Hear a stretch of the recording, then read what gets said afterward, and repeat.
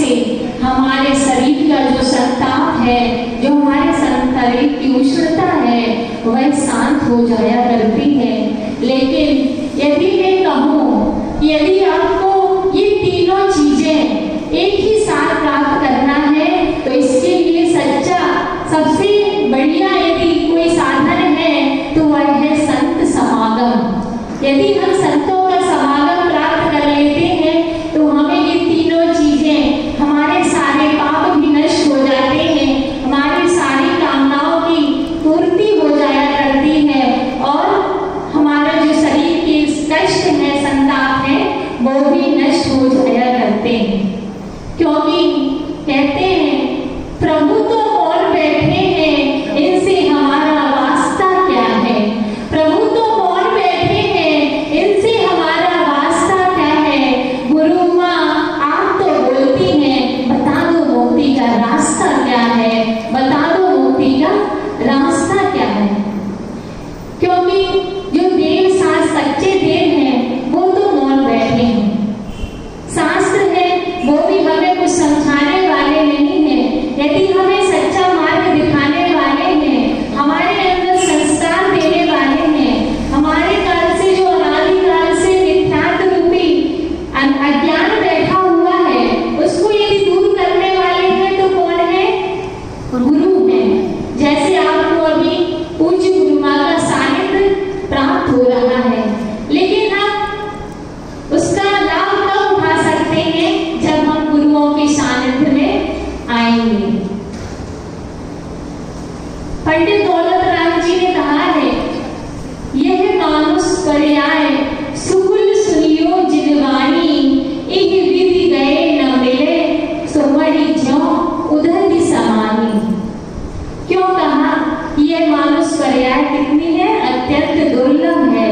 जिस प्रकार से कि जैसे बहुत बड़ा समुद्र हो, उसमें यदि कोई चिंतामणि जल में डाल दिया जाए तो जिस प्रकार उस चिंतामणि रत्न को प्राप्त करना दुर्लभ हुआ करता है, उसी प्रकार से यह मानुष पर्याय को प्राप्त करना दुर्लभ हुआ करता है। इस मनुष्य पर्याय को प्राप्त करने के लिए देवतागण भी तरसते हैं। आप सभी 12 भावना में पढ़ते हैं, नर काया को सुरूपा की तरसे शो दुर्लभ प्राणी।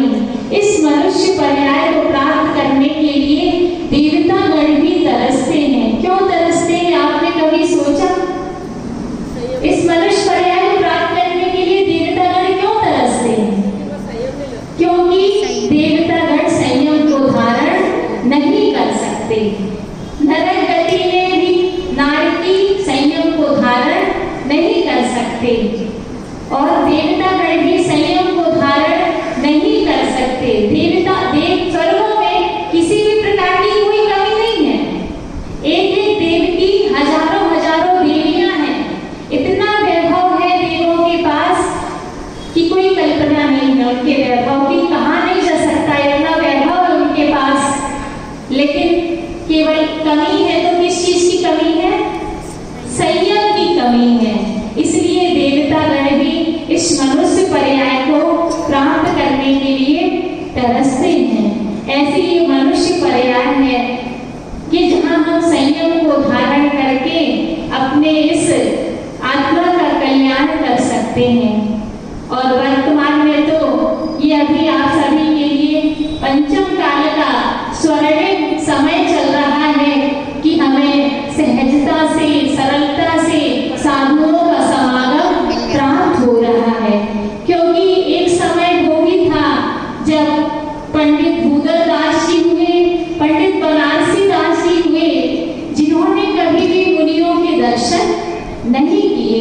वो तरसते थे कि हम मुनियों के दर्शन कर लें, मुनि कैसे होते हैं, मुनि की मुद्रा कैसी होती है। तो वो तरसते थे कि हम मुनियों के दर्शन कर लें। 4 पंक्तियां हैं कि जब पंडित जी लोग मुनि नहीं थे तो उनका क्या सोच था? दिल दुखी है, दुख सहा जाता नहीं। दिल दुखी है, दुख सहा जाता नहीं। धर्म अब नजर आता नहीं। जब मुनि नहीं मिले पंडित जी लोगों को, तब उनने चिंतन किया, दिल दुखी है, दुख सहा जाता नहीं, धर्म अब ढूंढे नजर आता नहीं, सोचता हूँ मुनि बनो। क्या सोचते थे पंडित जी लोग? सोचता हूँ मुनि बनूं, लेकिन मुनि बिना मुनि बना जाता नहीं, मुनि बिना मुनि बना जाता नहीं। मुनि बनने के लिए भी हमें क्या चाहिए? मुनियों का समागम चाहिए। हमें अपने जीवन में आचरण को लाने के लिए, संस्कारों को लाने के लिए हमें गुरुओं का सानिध्य चाहिए। यदि हम अपने जीवन में परिवर्तन करना चाहते हैं तो वो हमें कब होगा? जब हम संतों के समागम में रहेंगे। यदि हम हजारों वर्षों तक भी मंदिर आते रहे, भगवान की पूजन करते रहे, तो भी हमारे आचरण में, संस्कारों में परिवर्तन आ जाए, ये कोई जरूरी नहीं है। यदि हमें अपने संस्कारों में परिवर्तन लाना है, आचरण में परिवर्तन लाना है, तो हमें गुरुओं का सानिध्य लेना पड़ेगा, समागम प्राप्त करना पड़ेगा।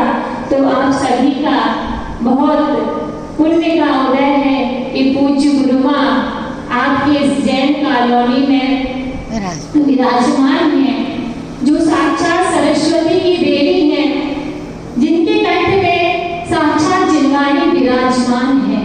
तो अब हम सभी को उनके इस ज्ञान का, उनके इस चारित्र के भंडार से कुछ बूंदें आप सभी को भी प्राप्त करना है। और उनके जो ज्ञान के भंडार से मैंने जो कुछ सीखा है, उससे थोड़ा सा बोलने का प्रयास किया है। तो आप सभी भी अपने ज्ञान में वृद्धि करें, चारित्र में वृद्धि करें और अपनी आत्मा का कल्याण करें। इसी भावना के साथ ये बोलिए परम पूजनीय गणनीय आलिका गुरु माई स्वामी श्री माता जी की जय जय।